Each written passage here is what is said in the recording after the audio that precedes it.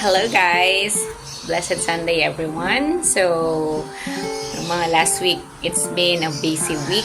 So, start of week na naman tayo and Sunday morning. And I wanted to share to you yung verse na kahapon na umaaling-aungaw talaga sa isip ko. So, I am praying that everyone na makarinig nito will also be inspired and i-meditate nyo talaga tong verse na to. This verse came from 1 Corinthians 16 verse 13. Ang sabi doon, be on guard and stand firm in your faith. Be courageous. Be strong. Grabe, no? Si Paul yung nagsasalita doon actually. Yung mga time na, alam naman natin si Paul is one of the disciples of Jesus, and yung mga panahon na yun, strong na talaga sila, and they're traveling kung saan-saan mang lugar. And paano ba natin to yung application nito sa buhay natin?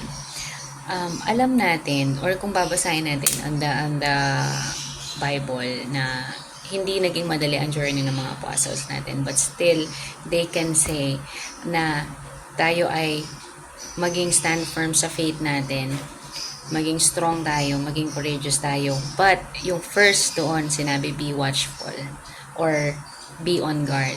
Bakit? Kasi, 'di ba, there's a good and there's also a bad. Pwede rin tayong atakihin anytime. Kung babasa pa natin yan sa ibang verses sa Bible na ang kaaway is para lang yung lion na nag-aabang na atakihin tayong mga prey. But, hindi tayo ang magiging prey.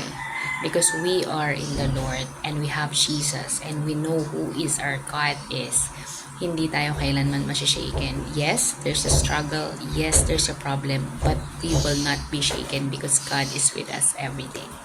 Okay? So, don't forget to read your Bible, to know more about our God, to know more about Jesus. Bye-bye. Happy Sunday.